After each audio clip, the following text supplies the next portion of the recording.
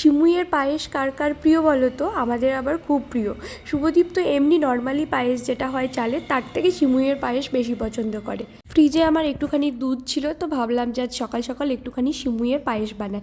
এদিকে আমি আমন্ড আর কিশমিশ নিয়ে নিয়েছি। সিমুইটা হাতে একটু ভেঙে নেব, প্যাকেটের মধ্যে কিন্তু বেশ লম্বা লম্বা থাকে।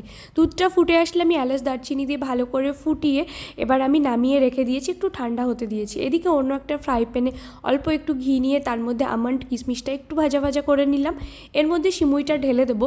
সিমুইটা প্যাকেটের মানে ঘিয়ে ভাজাই থাকে, তারপরেও আমি বাড়িতে একটুখানি এইভাবে ঘিয়ে উল্টে পাল্টে ভেজে নিই, তাহলে কিন্তু বেশ ভালো লাগে। তো এদিকে আমি ভেজে নিচ্ছিলাম, ওইদিকে দুধটা মোটামুটি ঠান্ডা হয়ে এসেছিলো। খুব বেশি গরম থাকবে না, ওই আঙুল ডোবানো যাবে এরম গরমে সিমুইটা দিয়ে নিয়েছি। তারপরে এবার এটার মধ্যে আমি গুড় ব্যবহার করবো। হ্যাঁ, আজকে সিমুইটা আমি গুড় দিয়ে বানিয়েছি। এই শীতকালে না গুড় দিয়ে পায়েস বলো সিমুই সমস্ত কিছু বেশ ভালো লাগে। তারপরে গুড়টা ভালো করে মিশিয়ে নিলে আমাদের সিমুইয়ের পায়েস একেবারে রেডি।